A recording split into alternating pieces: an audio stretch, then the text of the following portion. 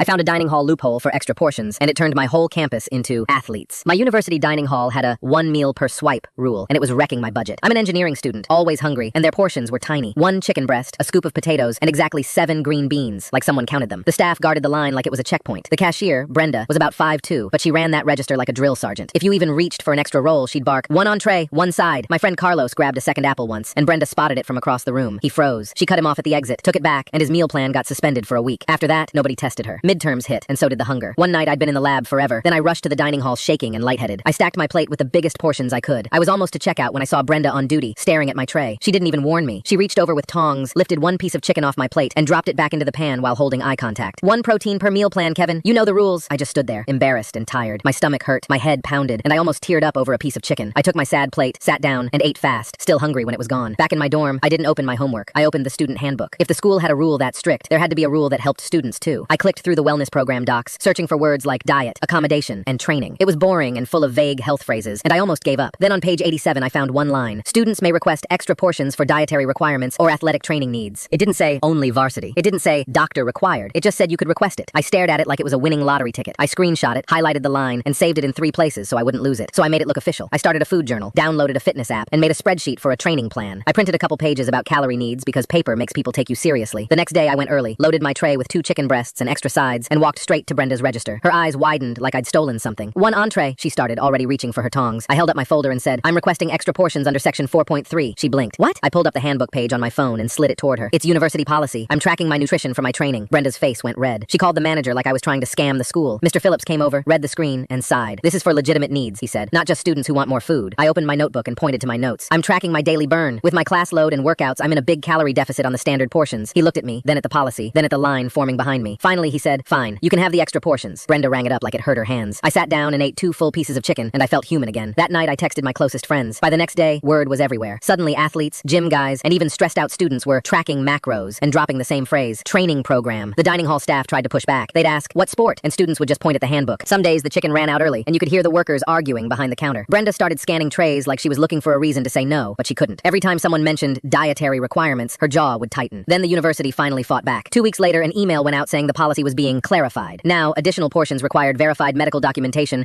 or official athletic team membership. Starting Monday, my stomach dropped. I'd built my whole week around not being hungry. Monday morning, I showed up right when they opened, with my original approval printed and folded in my pocket. Brenda was at the register, and when she saw my double chicken, she actually smiled. "New rule," she said, tapping the sign. I didn't argue. I slid my paper across the counter. Her smile died as she read it, and she called Mr. Phillips again. "He's already approved," he said. "We have to grandfather him in for the rest of the semester." Brenda's face fell. She rang me up without a word, and I walked away with my tray heavy and warm. Now they're saying I ruined the meal plan for everyone.